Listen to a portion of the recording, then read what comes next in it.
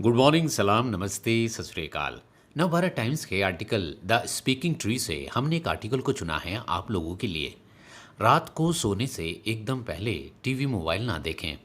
ब्रह्म कुमारी शिवानी जी के द्वारा लिखा गया है। जीवन के हर पहलू पर नियंत्रण पाना इंसान की सबसे पुरानी प्रवृत्ति रही है। इस चाहत ने मनुष्य को अपने आसपास की चीजों में महारत हासिल कराई, किंतु अपने अंतर्जगत को पूरी तरह से पहचानने या उस पर नियंत्रण पाने में मानव असमर्थ ही रहा। फलस्वरूप हमने अपनी खुशियों की बागडोर परिस्थितियों और कुछ एक लोगों पर छोड़ दी है। जरूरत हो या ना हो, ज्यादातर लोग दूसरों को प्रभावित करने के लिए शॉपिंग करने लगते हैं। इससे पता चलता है हमारी अंतरात्मा केवल मन की ही नहीं बल्कि कर्मेंद्रियों की भी गुलाम हो चुकी है। राजयोग हमें स्वयं पर शासन करने वाला शासक बनाता है। यह हमें स्वराज्य और आत्म संयम का अनुभव कराता है। इससे हमारा मन हमेशा सही विचार उत्पन्न करता है।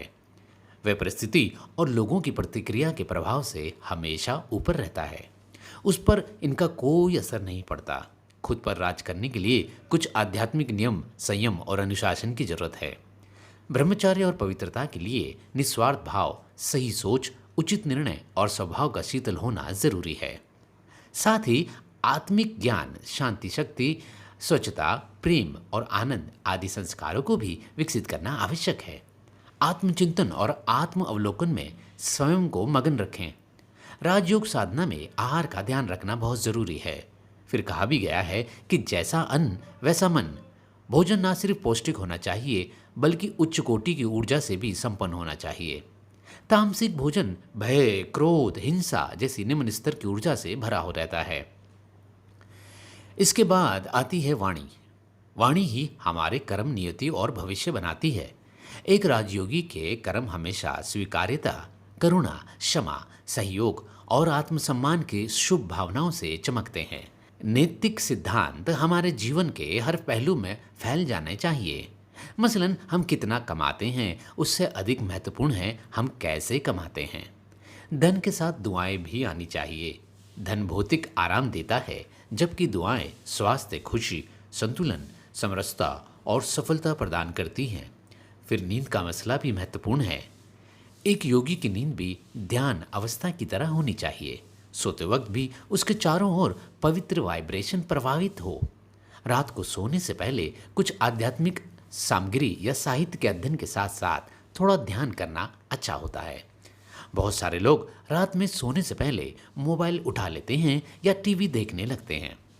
गैजेट से शारीरिक आराम जरूर मिलता है लेकिन उनसे खुशी या आत्मसम्मान जैसे भावनात्मक सुख नहीं प्राप्त होते। जब और जहां जरूरत है गैजेट्स का उपयोग जरूर करें मगर उसके मोहताज ना बने। खुद को भौतिक और भावनात्मक स्तर की अशांति या घमासान से मुक्त रखना है तो सुविधा, उपयोगिता और आवश्यकता के अनुसार ही सामान खरीदें। सिर्फ खुशी के लिए या देखा देखी चीज़ों को खरीदना एक गलत लत का शिकार हो सकते हैं आप। और अंत में आता है सबसे बड़ा पॉइंट, सेवा भाव। अपनी शारीरिक क्षमता, दान पुण्य वाले कर्म और ज्ञान युक्त वाणी द्वारा यथासंभव निस्वार्थ सेवा जरूर करें। साथ ही रोज अपने शुद्ध, श्रेष्ठ, सकारात्मक और कल्याणकारी संकल्पों से पूरे विश्व में खुशहाल वातावरण बनाने की मूल सेवा भी करें। ये सब बातें अगर किसी के जीवन में आती हैं तो एक सहज राजयोगी का जीवन आसानी से जी सकता है। तो खैर इसका निचोड़ ये निकला कि गैजेट्स यानी भौतिक चीज़ें, मोबाइल, टेलीविज़न यानी कपड़े, खाने पीने की चीज़ें, बाहर घूमना फिरना, गाड़ी, कार इत्यादि आवश्यक तो हैं लेकिन इन्हें एक संतुलन रूप में आवश्यकता के अनुसार यूज़ करना चाहिए, ना कि इनके ऊपर पूरी तरह से निर्भर बन जाएं हम। तो इसलिए आत्मसम्मान को बढ़ाने के लिए और ब्रह्मांड में पॉजिटिव ऊर्जा को पहुंचाने के लिए सेवा भावना को बढ़ाएं, प्रेम को बढ़ाएं, दया करुणा को बढ़ाएं। तो उम्मीद है कि आप इस विचारों से बहुत हद तक प्रभावित होकर पॉजिटिव रहेंगे। इसी के साथ जय हिंद, जय भारत। मुझे उम्मीद है कि मेरे चैनल को आप कंजूसी नहीं कर रहे होंगे। सेवा भाव के कार्य में एक कार्य और भी आता है। जब आप इस वीडियो को सुन रहे हैं तो किसी को शेयर करने से भी सेवा बढ़ सकती है और सब्सक्राइब करने से एक पुण्य का कार्य होता है और लाइक करने से आपके जीवन में भी लाइक्स बढ़ेंगे। धन्यवाद।